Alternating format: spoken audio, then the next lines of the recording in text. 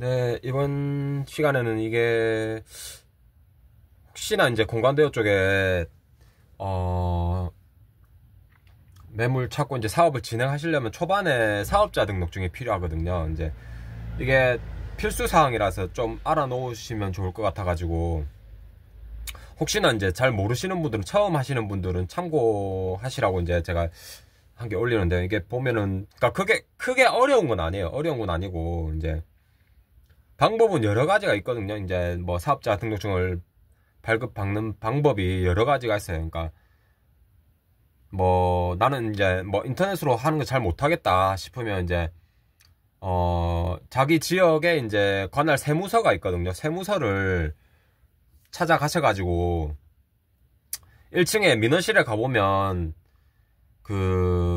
저 사업자 등록증 이렇게 발급받으러 왔다 하면 그 안내해 주시는 분이 계세요. 그러니까 그분한테 한번 물어보세요. 물어보시고 뭐 어떤 거 뭐 신청서를 적어야 된다 뭐 이런 거를 다 알려주시거든요. 그러니까 그런 거를 적어가지고 이제 순서대로 이제 그렇게 접수하면 되나, 뭐지, 은행 뭐 이렇게 접수하는 것처럼 그렇게 하시면 돼요. 다 비슷합니다. 방법은 비슷하고. 다만 이제 좀 방문하는 거는 조금 시간이 여유 되실 때 가시면 좋아요. 그러니까 왜냐면은 뭐 왔다 갔다 시간도 걸리고요. 그러니까 가서도 이제 바로 그렇게 안 될 수도 있습니다. 이렇게 자기 순서가 있죠. 그러니까 은행처럼 이렇게 3명, 4명 앞에 사람이 있을 수도 있습니다. 그러니까 기다려야 되죠. 그러니까 기다려야 되고, 그러니까 조금 시간이 여유 될 때 가면 좋고요. 그리고 저 같은 경우는 이제 모바일 신청을 주로 이용하는데, 그게 왜 좋냐면 이제 국세청 홈택스를 어플을 다운받아 놓으면은 그거를 처음에 그렇게 한 번만 다운받아 놓으면 뭐 그렇게 입력할 거 입력하고 뭐 생년월일을 하고 뭐 하여튼 기본적인 사항 이름하고 뭐 입력 이렇게 다 입력하잖아요. 입력하면은 이제 그게 신청하기가 굉장히 쉽습니다. 그리고 중간에 이제 이게 모바일로 신청하다 보면은 이게 좀 한 가지 참 애매한 게, 자기가 하려고 하는 사업에 이제 사업자 코드가 있어요. 사업자 코드가 있는데 이거를 처음에 정확하게 알기가 어렵습니다. 그러니까 뭐 물론 이제 뭐 이렇게 딱 정해져 있는 뭐 어떤 사무직 아니면은 뭐 노래방 이렇게 딱딱 정해져 있는 그런 거는 이제 이미 코드가 이렇게 딱 나와 있는데, 좀 분류되지 않은 그런 코드들도 많이 있거든요. 그러니까 뭐 예를 들어서 내가 뭐 어떤 다목적인 그런 공간을 대여하려고 하는데, 무슨 회의 목적도 있고 소모임 뭐 회의 목적도 있고 스튜디오도 해야 되고 뭐 이렇게 할 수 있는 게 이렇게 뭐 세네 가지 이렇게 동시에 하려고 한다, 그 공간에서. 그러면 그 사업자 코드가 정확한 사업자 코드가 없을 수도 있습니다. 그러니까 뭐 그 외에 뭐 서비스업 뭐 그런 것도 있거든요, 사업자 코드가. 그러니까 그거를 세무서에 전화하셔가지고 물어보세요. 물어보시고 정확한, 그러니까 세무서에서 이 코드를 해야 된다 그렇게 하는 그 코드를 하셔야 돼요. 그러니까 내 임의대로 하는 게 아닙니다. 그 사업자 코드를 임의대로 하는 게 아니고. 그리고 이제 그걸 다 입력하고 나면은 아마 오늘 접수하면은 내일 아침이나 오후나 이렇게 아마 거의 한 하루 정도 그게 해가지고 이제 전화가 오더라고요. 전화 와가지고 이렇게 사업을 할 건데 뭔가 세무서에 담당하시는 분이 물어보세요. 그러니까 전화 오면은 뭐 어떤 사업을 할 거냐, 뭐 어떻게 그게 진행이 되냐, 뭐 이렇게 그런 뭐 한 몇 가지를 좀 물어보세요. 그러니까 물어보시고 그렇게 진행하시면 되고요. 그리고 매물을 구해서 이제 상가 등록하는 거는 어차피 이제 그게 주소지가 있으니까 그냥 등록하면 되는데, 예를 들어서 이제 뭐 내가 집을 주소지로 쓸 경우가 있잖아요. 집을 주소지로 쓰고 사업자 등록을 할 수가 있거든요.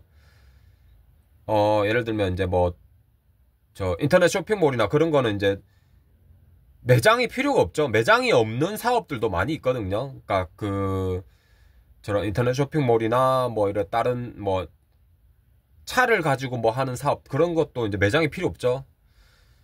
그러니까 매장이 필요 없는 사업들은 집을 주소지로 해도 됩니다. 집을 주소지로 해가지고. 근데 한 가지 주의해야 될 게, 집을 주소지로 할 거면 임대차 계약서, 그러니까 그 집 계약서 있죠. 뭐 월세든 전세든 그 집 계약서를, 그게 이제 계약서 사본이 있어야 돼요. 계약서 사본을 등록을 해야 됩니다. 저기 세무서에 저 첨부 파일 해가지고 사진을 등록을 해야 돼요. 그러니까 뭐 임의로 뭐 이렇게 대충 뭐 어디에 종이에 주소지 써가지고 뭐 그렇게 안 됩니다. 절대 그렇게 안 되고요.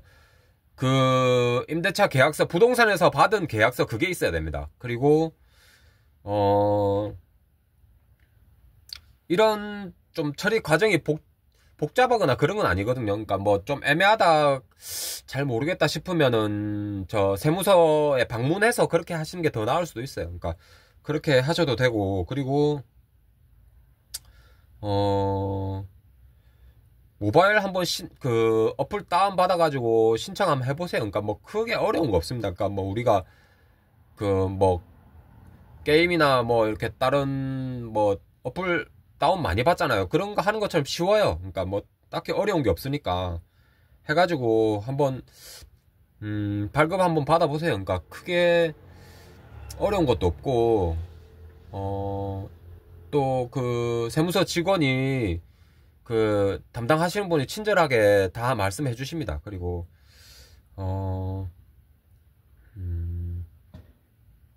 그리고 사업자 등록증 받을 때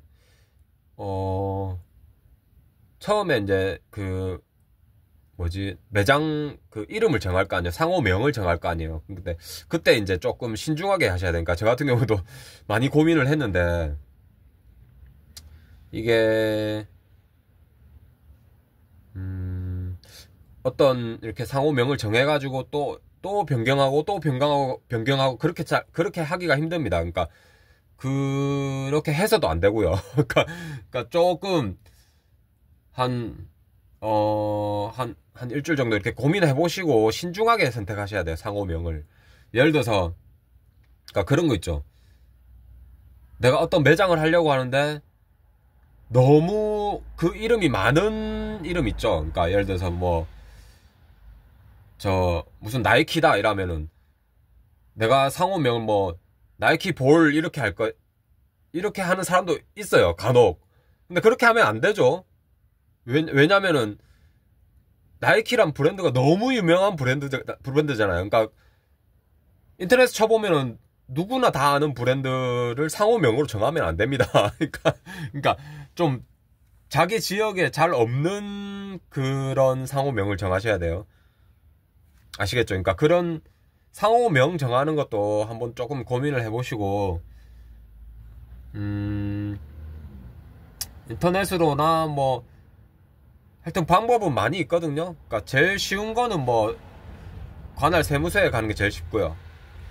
그렇게 해보시고 한 가지씩 한번 진행 한번 해보십시오. 그리고 갈 때 꼭 신분증 가지고 가십시오. 신분증 필요하니까 가지고 가고, 그리고 당연히 지갑도 가져가야 되겠죠. 발급 수수료나 이렇게 다른 게 있을 수도 있겠죠. 그러니까 지갑이랑 핸드폰이랑 다 가져가세요. 그러니까 기본적인 건 다 가져가셔야 됩니다. 그리고 웬만하면 조금 시간 여유 될 때 가시고요. 예. 이렇게 해보시고 하시면 될 것 같아요. 네, 이상입니다.